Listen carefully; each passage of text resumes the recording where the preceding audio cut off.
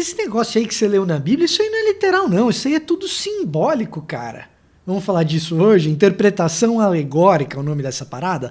Olá, eu sou o Victor Fontana, esse aqui é o meu canal, ele pode ser um pouco seu também. Para isso você já sabe, né? Se inscreva no canal, deixa o seu like, o seu comentário. Quando você escreve aqui embaixo, você produz conteúdo para o canal, ele se torna um pouco de propriedade sua também. Não muito, só um pouquinho. É meu. Eu sou majoritário, é meu. Mas você também não pode deixar de dar uma passadinha aqui na descrição desse vídeo, onde você encontra o quê? Links para livros para você se aprofundar nesse assunto específico. E, além disso, links para os meus cursos, caso você queira andar comigo nessa caminhada, nessa jornada de entender melhor a Bíblia. Hoje a gente vai falar de interpretação alegórica, dicionário teológico para você. Quando te perguntarem assim, pô, essas coisas são simbólicas, isso daí é alegoria, a Bíblia é um livro lindo porque ele tem metáforas, salve Dilma.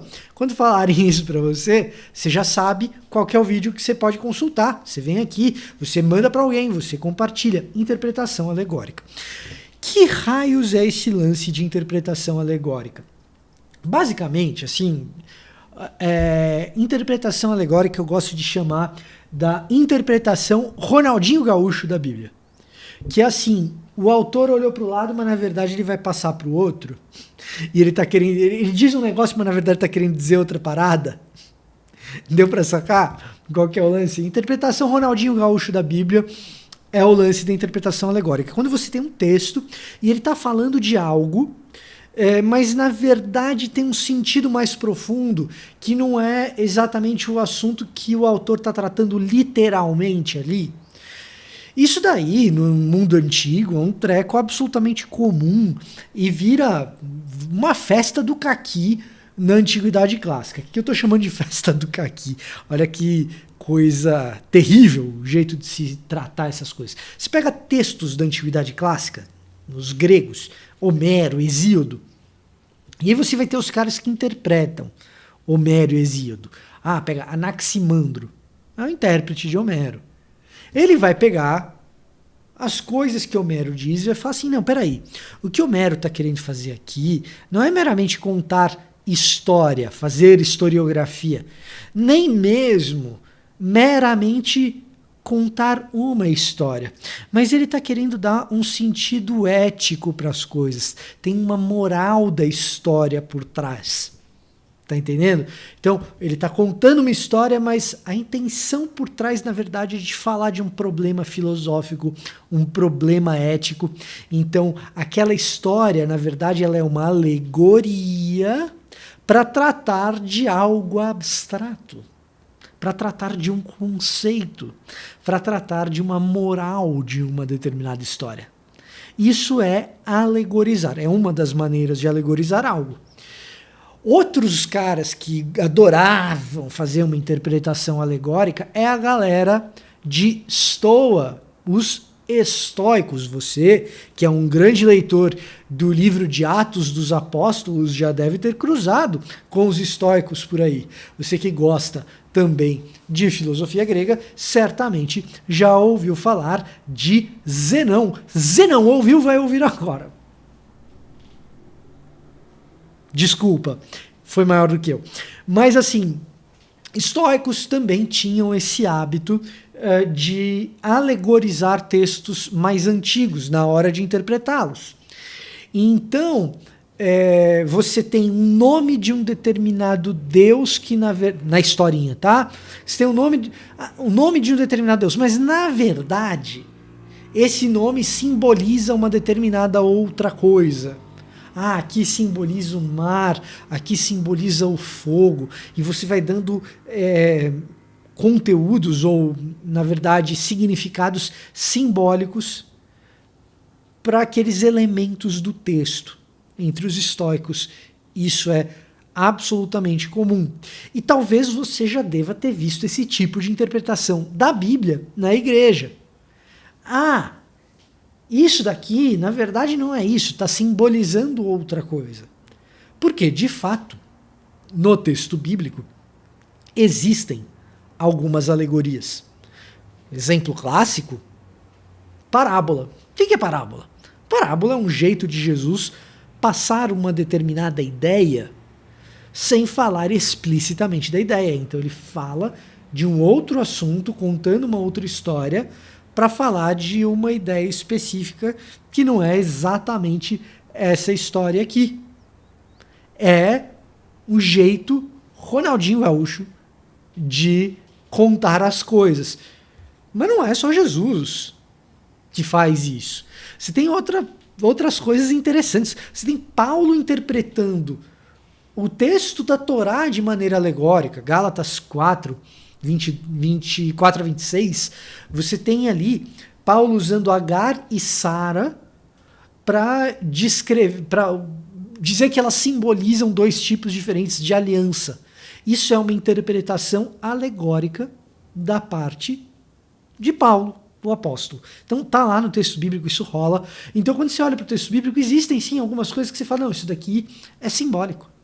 Isso daqui é alegórico, se você quiser usar uma terminologia mais acadêmica, mais sofisticada, né? Isso aqui é simbólico, isso daqui é alegórico. Existem coisas assim no texto bíblico. Onde que o angu começa a ter caroços? Ah, rapaz, porque tem, né? Começa a ter quando a gente começa a querer alegorizar textos que não foram escritos com a intenção de serem alegorizados. Inventar simbologias. E isso também acontece a rodo na antiguidade. Existem intérpretes bíblicos que adoram trabalhar com esse tipo de alegorização ou de invenção.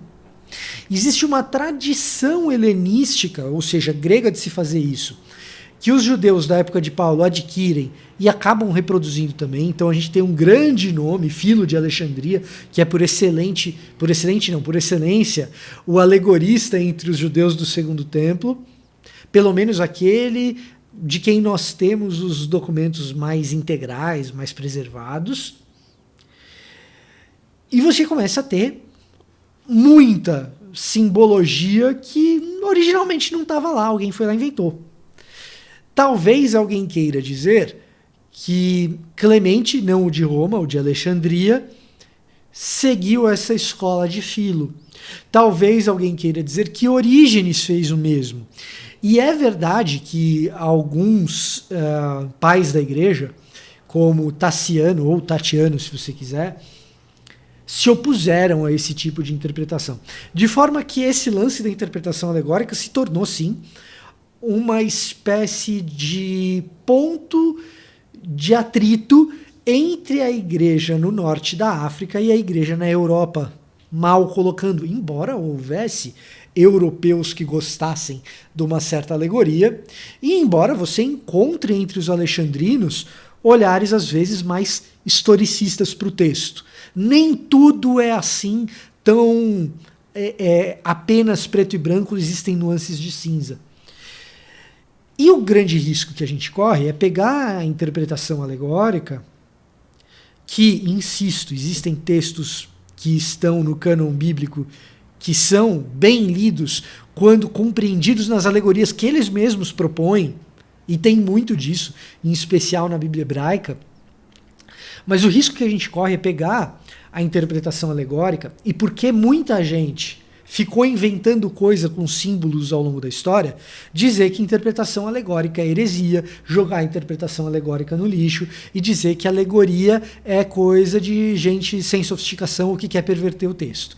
E comumente a gente vê isso acontecer por aí nos meios protestantes. Eu queria lembrar, quem gosta de jogar a interpretação alegórica assim na lata do lixo muito rapidamente, que Martinho Lutero e João Calvino, eles são agostinianos. E uma boa parte do luteranismo, inclusive, no século XVI, ele concentra suas discussões para ter uma identidade do que é o luteranismo, do que viria a ser a igreja luterana, em torno do que Agostinho quis dizer.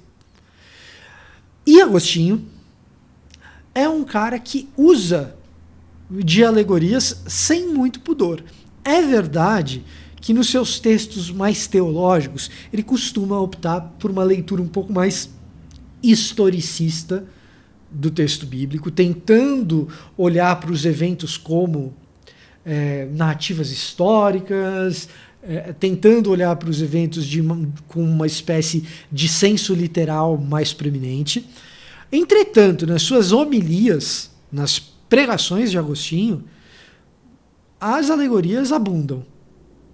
Elas estão ali absolutamente presentes. O que então a gente pode fazer a respeito dessas coisas? Quando a gente olha para isso, alegoriza a parada ou não? A verdade é que a arte da exegese, ela exige que nós tenhamos a sensibilidade de olhar para esses textos e falar: isso daqui é mais provável que tensionasse, que quisesse, que deliberadamente estivesse usando uma alegoria, esse determinado texto, essa determinada passagem, ela está querendo ser simbólica. Pô, Apocalipse. Tem muita coisa que evidentemente ali o autor está querendo ser simbólico. É natural. Querendo, nossa, que Faria Limer, né? É evidente que ali tem muita coisa que é metafórica, muita coisa que é alegórica, muita coisa que está simbolizando, é evidente, é simplesmente você olhar para o texto e você assim percebe. Outros textos talvez não, e isso vai caber na arte da exegese, do exegeta, do bom exegeta, sacar quando uma coisa é uma coisa, quando outra coisa é outra coisa. De novo, eu insisto, aqui na descrição desse vídeo eu estou deixando literatura que pode te ajudar nesse sentido. Quando que eu alegorizo, quando que não? Dá uma olhadinha, tem livro, Introdução à Interpretação Bíblica, por exemplo, do Blomberg, do Klein, do Hubbard Jr., é um livro que ajuda, está aqui na descrição, caso você queira conhecer. Tá certo? É um livro que ajuda nesse aspecto. A discussão ela é longa, entre os pais da igreja ela existia.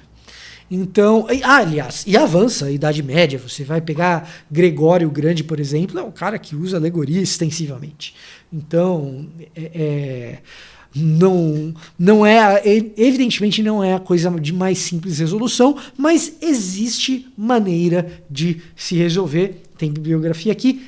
Interpretação bíblica alegórica não é heresia, nem muito menos liberalismo. Do contrário, nós estaríamos dizendo que Orígenes leu von Harnack, teria ele uma máquina do tempo? Essa é a minha provocação para hoje. Espero que você tenha gostado do vídeo. Deixe aqui o seu like. Compartilhe esse vídeo se você achar que isso pode ser edificante para alguém. E fique ligado nessa nossa série sobre verbetes teológicos para formar aí o teu dicionário e o teu repertório teológico. Eu vou ficando por aqui e até a próxima.